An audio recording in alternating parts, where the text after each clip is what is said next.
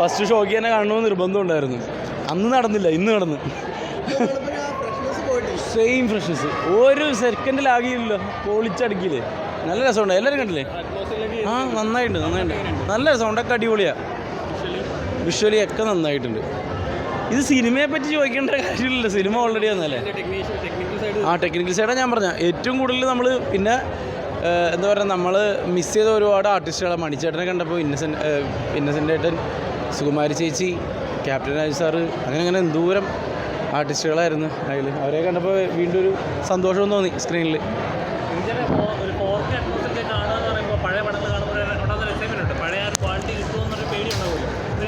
ഇല്ലില്ല, അങ്ങനെയൊന്നുമില്ല. എടാ ഇത് നമ്മളിങ്ങനെ ഓരോ ഐറ്റത്തിൽ ഇങ്ങനെ നിന്നങ്ങ് പോകും. അതാണ് ഞാൻ പറഞ്ഞത്. രാജമണി സാറിൻ്റെ കാര്യം പ്രത്യേകിച്ച് എടുത്തു പറയേണ്ടത്. അദ്ദേഹത്തിൻ്റെ ഉണ്ട്, വേറെ ലെവലാണ്. 2020 ഒക്കെ ചെയ്ത ഓർമ്മയില്ലേ, അതാണ് പൊളി. എല്ലാത്തിൻ്റെയും പഞ്ചിങ് മ്യൂസിക്കാണ്. ഞാൻ പണ്ടിത് മിമിക്രിയിൽ ഞാൻ അനുകരിച്ചിട്ടുണ്ട് ഈ മ്യൂസിക്, ഈ സെയിം സാധനം. ഓക്കെ അപ്പം ബൈ.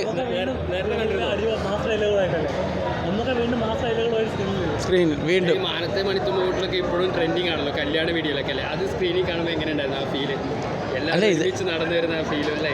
എല്ലാം നല്ല തന്നെയാണ്. അത് തന്നെയാണ് ഞാൻ പറഞ്ഞോണ്ടിരുന്നത്. ട്രെൻഡിങ് ആണോ? അതെ, പാട്ടൊക്കെ അടിപൊളിയല്ലേ. സൂപ്പറായിട്ടാണ് 4K അടിപൊളി. സൗണ്ടൊക്കെ എൻ്റെ ഗംഭീര സൗണ്ട്. ഒരു രക്ഷയില്ല പറയാം. ഇടിമുഴക്കാനകത്ത് നമ്മൾ സൗണ്ട് എന്ന് പറയാം. അതുമാതിരി സൗണ്ടാണ് കൊടുത്തേക്കണേ. മൊത്തത്തിൽ സൂപ്പറാണ് കാണാൻ. വേറെ ലെവൽ, അടിപൊളി മേക്കിംഗ്. എന്താണ് സൂപ്പറായിട്ട്, സൗണ്ടൊക്കെ സൂപ്പർ. 4K അറ്റ്മോസിൽ നമുക്ക് കാണാൻ പറ്റിയ ആ ഒരു വൈബ് ഉണ്ടല്ലോ, നല്ല അടിപൊളി. പഴയതിനെക്കാട്ടും സൂപ്പറായിട്ട് നമുക്കൊരു പുതിയ പടം കാണുന്ന ഫീലാണിത്.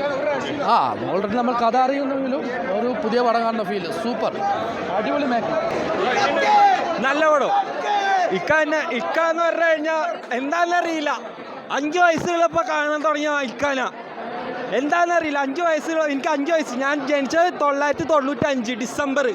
5 വയസ്സ് എനിക്ക് ആ സമയത്ത്. ഈ പടം ഇറങ്ങുമ്പോൾ എനിക്ക് 5 വയസ്സ്. ഇപ്പോൾ വരുവാണെങ്കിൽ 28 വയസ്സ്. ഇക്കാനെ കാണണമെന്ന് പറഞ്ഞു കഴിഞ്ഞാൽ ഇക്കാനെ കളർ എന്ന് പറഞ്ഞാൽ പക്ക കളർ, ഒന്നും കട്ട് ചെയ്തിട്ടില്ല. എല്ലാം ഞങ്ങൾ TV കണ്ട പോലെ തന്നെ, ഒന്നും കട്ട് ചെയ്തിട്ടില്ല. എല്ലാം സൂപ്പർ. ഇക്ക തന്നെ ഉയരെന്ന് പറയും. വേണമെങ്കിൽ അടുത്ത പടത്തിനുള്ളത് ഇക്കാൻ്റെ അടിപൊളി എക്സ്പീരിയൻസ്. മമ്മൂക്ക അന്നും ഇന്നും ഒരേപോലെ നിൽക്കുന്നു. അടിപൊളി, ഭയങ്കര രോമാഞ്ചമായിരുന്നു. ഇപ്പോഴും ആ ഒരു എഫക്റ്റ് ഇപ്പോഴും ഉണ്ട്. ഭയങ്കര ഇഷ്ടപ്പെട്ടു. അടിപൊളി ക്വാളിറ്റി ഉണ്ട്. ഭയങ്കര പിക്ചർ ക്വാളിറ്റി, അടിപൊളി സാധനം. ഭയങ്കര ഇഷ്ടപ്പെട്ടു. അടിപൊളിയാണ്.